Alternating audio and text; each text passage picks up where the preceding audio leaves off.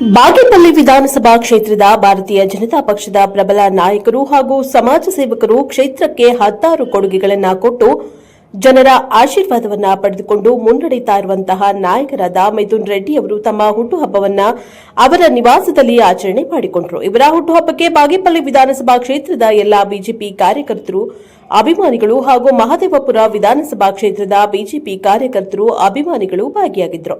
ಮಿಥುನ್ ರೆಡ್ಡಿರವರು ಹುಟ್ಟುಹಬ್ಬಕ್ಕೆ ಬಂದಂತಹ ಭಾರತೀಯ ಜನತಾ ಪಕ್ಷದ ನಾಯಕರು, ಸ್ನೇಹಿತರು, ಹಿತೈಷಿಗಳು ಮಿಥುನ್ ರೆಡ್ಡಿರವರು ಮುಂದಿನ ದಿನಗಳಲ್ಲಿ ಬಾಗೇಪಲ್ಲಿ ವಿಧಾನಸಭಾ ಕ್ಷೇತ್ರದ ಶಾಸಕರಾಗಲಿ ಎಂದು ಹಾರೈಸಿದರು.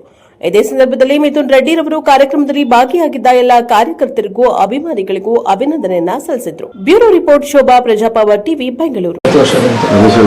ಈ ವರ್ಷ ಏನು ಹುಟ್ಟುಹಬ್ಬ ಆಚರಿಸ್ತೀವೋ ತುಂಬಾ ಸಿಂಪಲ್ ಆಗಿ ಆಚರಿಸೋದು. ಪಾರ್ಟಿ ಗೀಟಿ ಅಂತ ಯಾವುದಕ್ಕೆ ಹೋಗಲ್ಲ.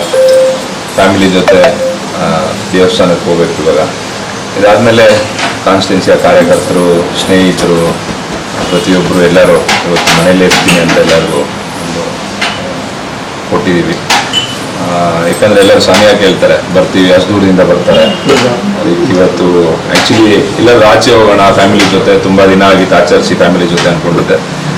ಎಲ್ಲರೂ ಒತ್ತಡದ ಮೇಲೆಗೆ ಎಲ್ಲೂ ಹೋಗೋಕ್ಕಾಗಿಲ್ಲ. ಸರಿ, ಎಲ್ಲರಿಗೂ ಅವಕಾಶ, ಹುಟ್ಟದಪ್ಪ ಒಂದ್ಸರಿ, ವರ್ಷಕ್ಕೊಂದ್ಸರಿ ಬರೋದು, ಎಲ್ಲರೂ ಕಾರ್ಯಕರ್ತರ ಜೊತೆ, ಸ್ನೇಹಿತರ ಜೊತೆ ಆಚರಿಸ್ಕೊಳ್ಳೋಣ ಅಂತ ಮನೆಯಲ್ಲೇ ಇದ್ದೀನಿ. ಇವತ್ತೆಲ್ಲರಿಗೂ ಮನೆಯಲ್ಲೇ ಸಂಜೆ ಬರೋಕ್ಕೆ ಹೇಳಿದ್ದೀನಿ. ಎಲ್ಲರೂ ಸಂಜೆ ಮನೆ ಹತ್ರ ಬಂದು ಏನು ಹುಟ್ಟದಬ್ಬ ಏನಿದೆಯೋ ಅವರವ್ರ ಪಾಪ ಒಂದು ಆಸೆ ಇರುತ್ತೆ, ಅವ್ರಿಗೂ ನಮ್ಮ ಜೊತೆ ಇರಬೇಕು ಅಂತ. ಅವ್ರಿಗೆಲ್ಲ ನಿರಾಸೆ ಮಾಡೋದು ಬೇಡ ಅಂತ ಬೆಂಗಳೂರಲ್ಲೇ ನಿವಾಸದಲ್ಲಿ ಇರ್ತೀನಿ ಅಂತ ಎಲ್ಲರಿಗೂ ಹೇಳಿದ್ದೀವಿ. ಈಗಾಗಲೇ ಆಲ್ಮೋಸ್ಟ್ ಸುಮಾರು ಜನ ಬಾಗೇಪಲ್ಲಿಂದ ಎಲ್ಲ ಸಂಜೆ ಬರೋಕ್ಕೆ ಹೇಳಿದ್ದೀನಿ. ಬೆಳಗ್ಗೆ ದೇವಸ್ಥಾನಕ್ಕೆ ಹೋಗ್ತೀನಿ ಇರಲ್ಲ ಅಂತ ಹೇಳಿದೆ. ಇಡೀ ಕಾನ್ಸ್ಟಿಟ್ಯೂನ್ಸಿಯಲ್ಲಿ ಸುಮಾರು ಎಲ್ಲ ಯುವಕರು ಮತ್ತು ಎಲ್ಲ ನಮ್ಮ ಕಾರ್ಯಕರ್ತರು, ಲೀಡರ್ಸ್ ಎಲ್ಲ ಸಂಜೆ ಬರ್ತಾ ಇದ್ದಾರೆ. ಮಹದೇವಪುರ ಕ್ಷೇತ್ರದಲ್ಲೂ, ನಮ್ಮ ಬೆಲ್ಲೆಂದ್ರ ವಾರ್ಡು ಹಾಗೂ ಮಹದೇವಪುರ ಕ್ಷೇತ್ರದಲ್ಲೂ ಸುಮಾರು ಅನೇಕ ಫೋನ್ ಮುಖಾಂತರ ಇವತ್ತು, ಏಕೆಂದರೆ ನಮ್ಮ ಶಾಸಕರಾದಂಥ ಅರವಿಂದ್ ಲಿಂಬಾವಳಿ ಅವರು ಮಂತ್ರಾಲಯದಲ್ಲಿ ಸ್ವಚ್ಛ ಆಂದೋಲನವನ್ನು ಇಟ್ಕೊಂಡಿದ್ದಾರೆ. ಯಾಕಂದರೆ ಪ್ರತಿ ವರ್ಷ ಅವರು ಏನು ರಾಯರದು ಒಂದು ಇದು ನಡೆಯುತ್ತೆ, ನಡೆದಾಗ ಅವರು ಇದು ಮಾಡಿದ್ರು. ಮತ್ತು ಹೋಗಬೇಕಾಗಿತ್ತು, ಇದು 2ನೇ ದಿನಾಂಕ ನಿಗದಿಯಾಗಿ ಇವತ್ತೆಲ್ಲರೂ ಅಲ್ಲಿಗೆ ಹೋಗಿರೋದ್ರಿಂದ ಎಲ್ಲರೂ ಫೋನಲ್ಲಿ ವಿಶ್ ಮಾಡ್ತಾಯಿದ್ದಾರೆ. ಅವರು ಆಶೀರ್ವಾದ ಸದಾ ನನ್ನ ಮೇಲೆ ಇರುತ್ತೆ. ಎಲ್ಲರಿಗೂ ಒಳ್ಳೆಯದಾಗಲಿ. ಮುಂದಿನ ದಿನಗಳಲ್ಲಿ ನಮ್ಮ ಭಾರತಕ್ಕೆ ಒಳ್ಳೆಯದಾಗಲಿ ಅಂತ ಹೇಳ್ತೀನಿ. ಈ ಗ್ರೇಟರ್ ಬೆಂಗಳೂರು ಅಥಾರಿಟಿ 5 ಭಾಗಗಳಾಗಿ 5 ಮೇಯರ್ ಮಾಡಬೇಕು ಅಂತ ಓಡಾಡ್ತಾ ಇದೆ. ಇದೇ ಬಗ್ಗೆ ತಮ್ಮ ಒಂದು ಅಭಿಪ್ರಾಯ ಸರ್? ಇದು ಗ್ರೇಟರ್ ಬೆಂಗಳೂರು ಮಾಡ್ಬೋದು, 5 ಭಾಗ ಮಾಡಿದ್ರೆ ಅದು ಸಕ್ಸಸ್ ಆಗುವಂಥದ್ದು ಯಾವುದೂ ಇಲ್ಲ ಮುಂದಿನ ದಿನಗಳಲ್ಲಿ. ಯಾಕಂದರೆ ಎಲ್ಲರಿಗೂ ಗೊತ್ತಿರೋದೇ ಇದು. ಒಂದು ಮೇಯರ್ ಇದ್ದರೆ ತುಂಬ ಉತ್ತಮ. ಏಕೆಂದರೆ ಈ ಥರ ವಿಂಗಡಣೆ ಮಾಡಿ ಇವಾಗ ನೋಡಿ, ಮಹದೇವಪುರ ಕ್ಷೇತ್ರದ ಬೆಲ್ಲೆಂದ್ರ ವಾರ್ಡ್ನ ತೊಗೊಂಡೋಗಿ ಬೊಮ್ಮನಹಳ್ಳಿ ಕಾನ್ಸ್ಟಿಟ್ಯೂನ್ಸಿಗೆ ಸೇರಿಸಿದ್ದಾರೆ. ರಾಜರಾಜೇಶ್ವರಿ ನಗರಲ್ಲಿ, ಆ ಕ್ಷೇತ್ರದಲ್ಲಿ ರಾಜರಾಜೇಶ್ವರಿ ನಗರ ಅರ್ಧ ವಾರ್ಡ್ನ ದಕ್ಷಿಣ ಈ ಕಡೆಗೆ ಸೇರಿಸಿದ್ರು. ಸೊ ಅದರಿಂದ ನಾಳೆ ದಿನ ಎಲ್ಲದಕ್ಕೂ ವೋಟರ್ಸ್ಗೂ ಮತ್ತು ಇಲ್ಲಿರುವಂಥ ಕಾರ್ಯಕರ್ತರು ಎಲ್ಲರೂ ಒಂಥರ ಇದಾಗುತ್ತೆ ನಾಳೆ ದಿನ. ಇವಾಗ ಇದು BBMP ಚುನಾವಣೆಗೆ ಮಾತ್ರ ಬೊಮ್ಮನಹಳ್ಳಿಗೆ ಹೋಗುತ್ತೆ, MLA ಚುನಾವಣೆಗೆ ಮಹದೇವಪುರದಲ್ಲಿರುತ್ತೆ.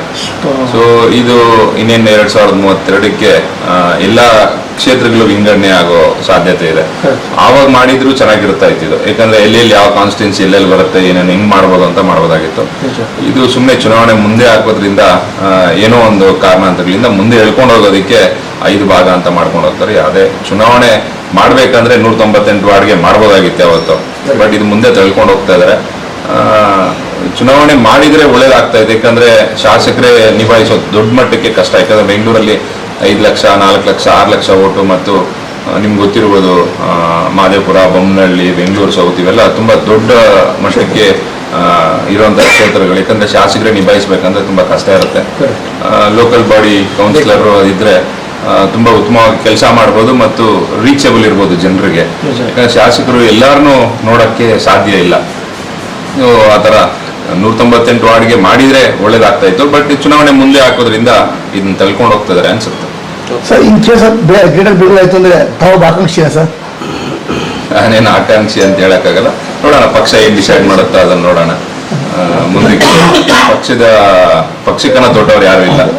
ಪಕ್ಷ ಏನ್ ಡಿಸೈಡ್ ಮಾಡುತ್ತೋ ಅದನ್ನ ನೋಡೋಣ. Thank you sir.